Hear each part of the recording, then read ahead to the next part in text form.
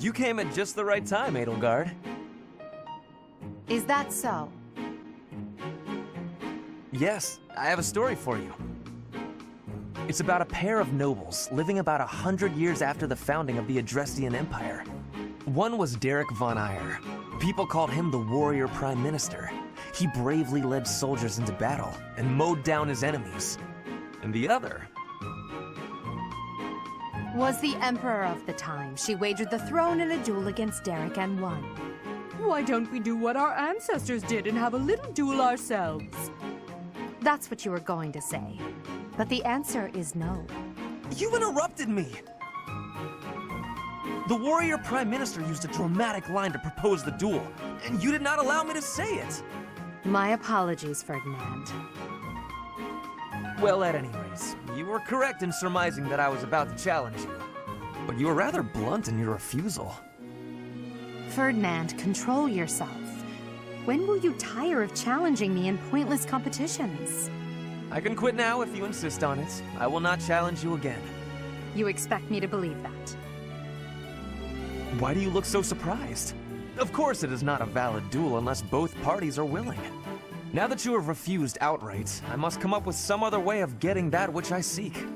I'm afraid to ask what you could possibly mean by that. Only that I will find some other way of showing everyone that I am superior to you. I will write a handbill listing your accomplishments, alongside my own more impressive accomplishments. Copyists will produce thousands of these pamphlets and distribute them far and wide. Then everyone will know about my... This has to stop. Perhaps I should have ended things with a duel after all. Standing tall, I see. Edelgard, hello. What do you think of this horse? An equine marvel, no? Look how intelligent he is. You can see it in his face. Certainly much smarter than your horse.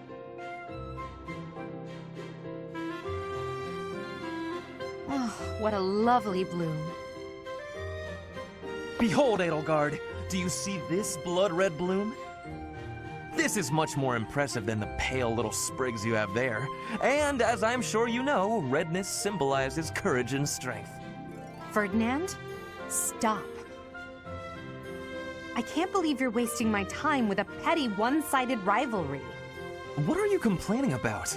You told me not to publish my pamphlet, and I complied.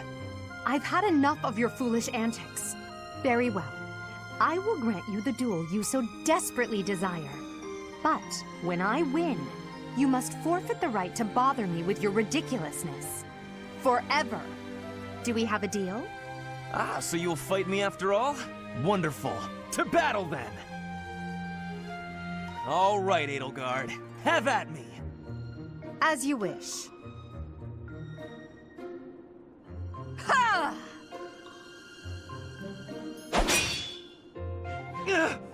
It only took you one blow? How? I can't afford to hold back against an opponent like you. I led with my fastest, strongest strike. Fastest and strongest? You're just flattering me. I have been defeated. Utterly. I cannot believe I was foolish enough to challenge such a plainly superior opponent. The difference in our skill level is not so great as all that. If you had taken the first strike, you might have won. That's why I didn't give you the chance. I do not think talent is what separates us so much as readiness. I had not the faintest idea of what to expect from a real duel. I was playing, but you were not. That such an ill-prepared noble would think to challenge you? It is laughable. Ferdinand.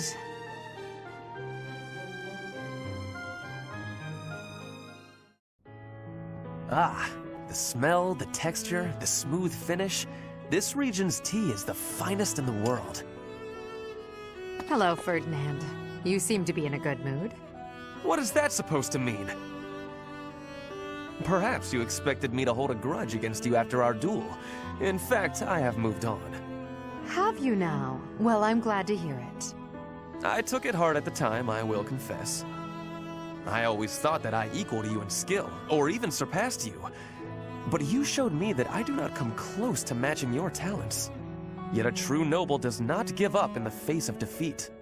I will continue my training, and one day I will be an elite warrior.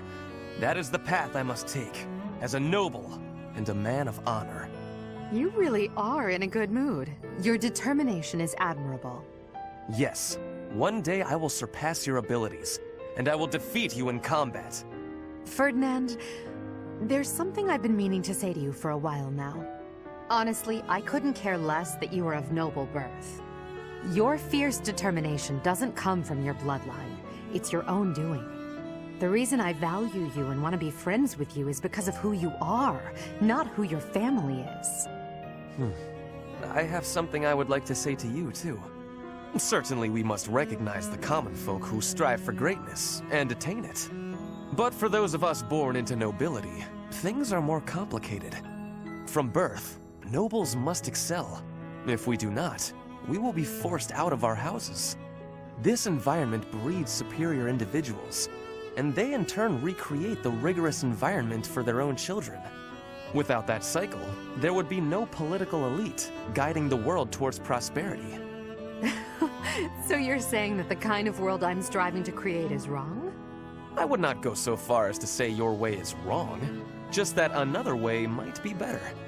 If you insist upon undoing the nobility, then we must build something in its place. We can provide free education for all, and then select the highest performing students for more intensive training and tutoring. I truly believe that people are products of their environment. Finding a way to educate the people. Interesting. I'm impressed by how much thought you've given this. No matter what shape the world takes, I'm sure I'll always need people like you by my side. People with strong principles who will argue with me and force me to consider ideas that are contrary to my own. Yes, exactly! Finally, Edelgard, you appreciate how important I am to your cause. I've always thought of you as a valued friend, Ferdinand. That's nothing new. Edelgard, I have to tell you something. I think now is the right time. Do you know what my ancestor Derek von Eyre said after your ancestor defeated him? He said, "You are an imperial beauty. Please, accept me as your husband." Halt, Ferdinand. There's a time and a place for everything. But that time is not now.